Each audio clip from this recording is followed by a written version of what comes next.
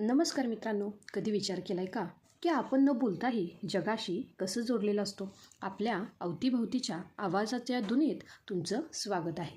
मी आहे तुमची मराठी लेक्चरवाली आणि आज आपण उलगडणार आहोत ध्वनी म्हणजेच आवाजाचं रहस्य. चला तर विद्यार्थी मित्रांनो, मग सुरू करूया आपल्या धड्याला. तर विद्यार्थी मित्रांनो बघा, कोणत्याही ध्वनी निर्माण होण्यासाठी काय असते रे? वस्तूची हालचाल होणे आवश्यक असते. बघा, जेव्हा मी काय केले, हातामध्ये एक माझ्या वस्तू आहे, मी काय केली रे, त्याची वेगवान हालचाल केली. काय केली? त्याची वेगवान हालचाल केली, तेव्हा त्यामध्ये कंपने निर्माण होतात. कंपन म्हणजेच काय ते तुम्हाला दिसत असेल. मी जेव्हा ह्या वस्तूची हालचाल केली तेव्हा इथे काय होते रे, तर हे होते कंपन. कंपन म्हणजेच काय? व्हायब्रेशन. ह्या कंपनाशिवाय ध्वनी निर्माण होऊ शकत नाही. तर बघा, हा जो काही ध्वनी निर्माण होतो तेव्हा काय होतात रे? कंपने निर्माण होतात. म्हणजे ती काय होते रे? वस्तू कंपित होते आणि तिच्या आजूबाजूची काय होते? हवाही कंपित होते. ही कंपने आपल्या कानापर्यंत पोहोचतात आणि कानाच्या पडद्याला ही कंपने जाणवतात. म्हणजेच त्या कंपनांचा अर्थ आपला मेंदू आवाज असा लावतो. तर विद्यार्थी मित्रांनो, जे काही ध्वनी म्हणजेच काय, तर बघा, एखाद्या वस्तूची वेगाने हालचाल, एखाद्या वस्तूची वेगाने हालचाल होते तेव्हा कंपने निर्माण होतात. कंपने म्हणजेच काय रे? व्हायब्रेशन.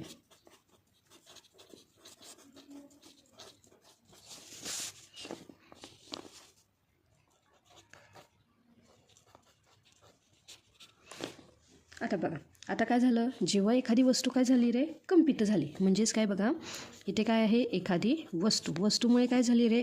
कंपने निर्माण झाली. म्हणजेच व्हायब्रेशन निर्माण झाली. लक्षात आली का? आता जेव्हा कंपने निर्माण झाली त्यामुळे आजूबाजूची हवा ही कंपित होते. काय होते रे? हवा ही कंपित होते. म्हणजेच हवेमध्येही ते व्हायब्रेशन जातात आणि हे हवेद्वारे जे काही व्हायब्रेशन होतात ते आपल्या कुठे येतात रे? ते येतात कानाच्या पडद्याला. हे त्या आकृतीमध्ये तुम्हाला दाखवले. हे जे काही एखादा आवाज आहे तो आवाज कुठे होतो रे? हे जे काही व्हायब्रेशन होतात ह्या व्हायब्रेशननुसार काय होतात रे? ते हवेद्वारे आपल्या कुठे येतात रे? कानाच्या पडद्याला. कुठे? कानाचा पडदा. आणि हा जो काही आवाज येतो त्यालाच आपला मेंदू काय म्हणतो रे? आवाज. त्यालाच काय म्हणतो रे? आवाज. मेंदू काय म्हणतो त्याला? आवाज निर्माण झाला असे म्हणतो. लक्षात आलं का विद्यार्थी मित्रांनो? आता बघा, हे जी काही ध्वनीची निर्मिती कशी होते, जर तुम्ही कधी रबर ताणल्यानंतरनं जेव्हा काय होतो रे, तो रबर सुटतो तेव्हाच काय होतं? त्यामध्ये जे व्हायब्रेशन निर्माण होतात आणि एक येऊन आपल्या हाताला जो चटका लागतो तर आपण काय म्हणतो रे? म्हणजे आवाज निर्माण झाला. किंवा एखादा रेडिओ असेल, टी व्ही असेल किंवा आपल्या घरातला जो काही मोबाईल आहे, ही सुद्धा काही उपकरणे सुरू असली की त्यामध्ये काय होतात रे? कंपने तयार होतात आणि ती बंद केल्यानंतर हे व्हायब्रेशन थांबतात. त्यामुळे जर ही उपकरणे आपण बंद केली तर आवाज येण्याचा काय होतो रे? बंद होतो. लक्षात आलं का विद्यार्थी मित्रांनो? आता त्यानंतरनं ही जी काही ध्वनी आहे म्हणजेच त्याला आपण आवाज म्हणतो.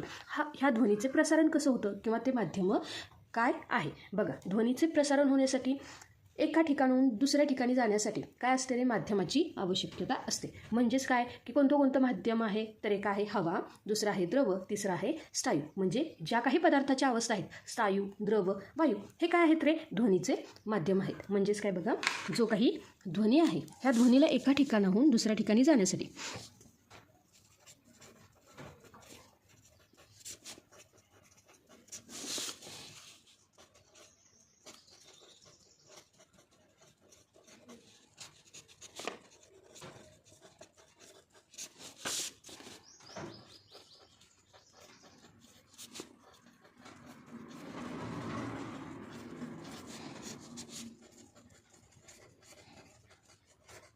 माध्यमाची आवश्यकता असते.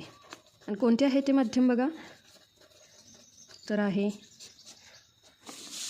वायू, द्रव व स्थायू. आता बघा विद्यार्थी मित्रांनो, हे जे काही वायू आहे म्हणजेच काय? आपण जे रोज बोलतो ते हवेतून प्रवास करते. लक्षात आलं का? किंवा जे आपण ऐकतो हे कशाद्वारे होतं, तर ते हवेतून आपल्याला ऐकू येतं. आता बघा, मग पाण्यामध्ये द्रव म्हणजेच काय रे? लिक्विड. आता पाण्यामध्ये कसं आवाज येतो, तर पाण्यामध्येही काय होतो रे? ध्वनी प्रवास करतो. म्हणजेच काय, जो मासा पोहत असतो किंवा जे काही जहाज वगैरे आहे, खाली पाण्यामध्ये जो आवाज निर्माण होतो हे सुद्धा काय आहे रे? ध्वनीचे एक माध्यम आहे. त्यासोबतच स्नायू, भिंतीला कान लावला असता किंवा अगदी आपण शाळेमध्ये असताना जे काही आपण काय करतो रे? डेस्कला किंवा जे काही टेबलाला आपण काय करतो रे? कान लावतो आणि आपल्या बोटांची हालचाल करतो, तेव्हा सुद्धा आपल्याला काय होतो रे? स्पष्ट ध्वनी ऐकू येतो. पण बघा विद्यार्थी मित्रांनो, जी काही निर्वात पोकळी आहे म्हणजेच व्हॅक्यूम आहे, तिथे ध्वनी प्रवास करू शकत नाही. तर बघा, माध्यम कोणतं आहे? वायू, द्रव व स्नायू. पण ध्वनी निर्वात पोकळीत म्हणजेच व्हॅक्यूममध्ये प्रवास करू शकत नाही. निर्वात पोकळी म्हणजेच काय विद्यार्थी मित्रांनो? व्हॅक्यूममध्ये प्रवास करू शकत नाही.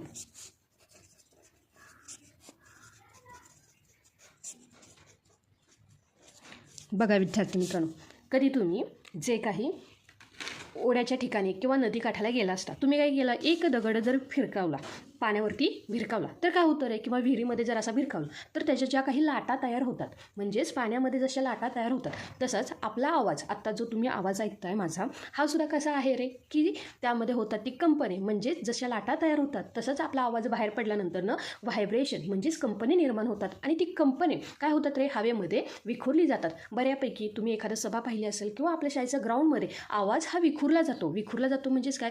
जसं स्नायूमध्ये हा आवाज आपल्याला स्पष्ट ऐकू येतो, द्रवामध्ये त्यापेक्षा थोडासा जास्त.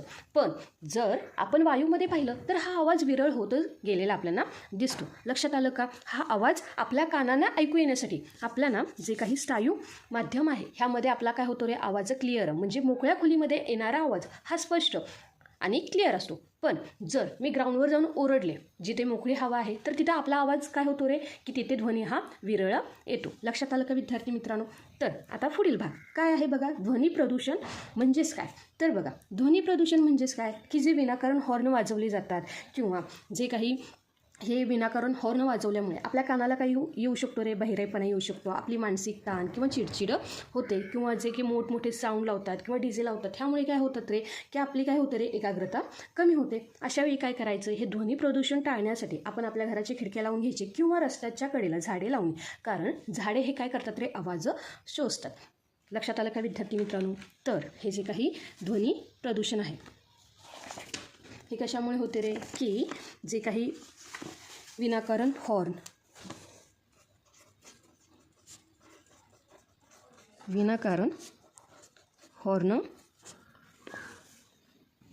त्यानंतर जे काही रेडिओ,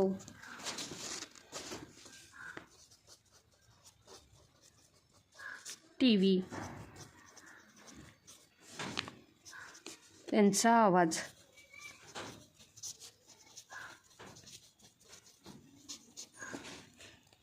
किंवा जे काही वाहनांचा आवाज,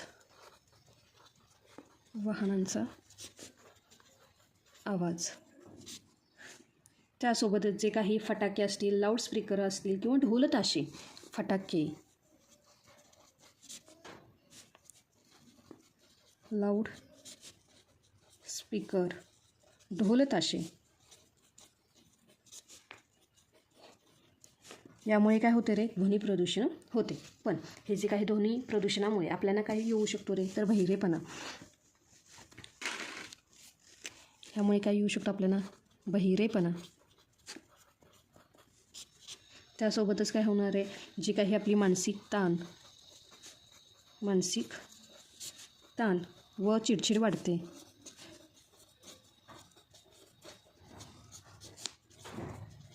तसेच आपली काय होतं रे? एकाग्रता कमी होते.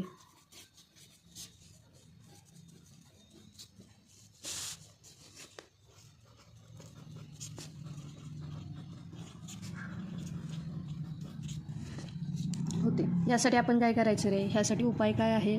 तर आपण काय करायचे? रस्त्याच्या कडेला झाडे लावायची. काय करायचे ह्यासाठी? रस्त्याच्या कडेला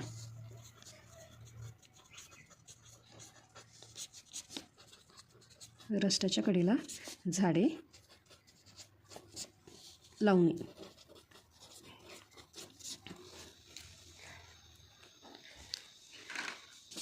तर मित्रांनो, आज आपण शिकलो की आवाज हा कंपनांचा खेळ आहे. पण लक्षात ठेवा, आवाजाचा आनंद घ्या, गोंधळ नको. व्हिडिओ आवडला असेल तर लाईक करा आणि तुमच्या मराठी लेक्चरवालीला सबस्क्राईब करायला विसरू नका. भेटूया पुढच्या लेक्चरमध्ये. तोपर्यंत शिकत राहा.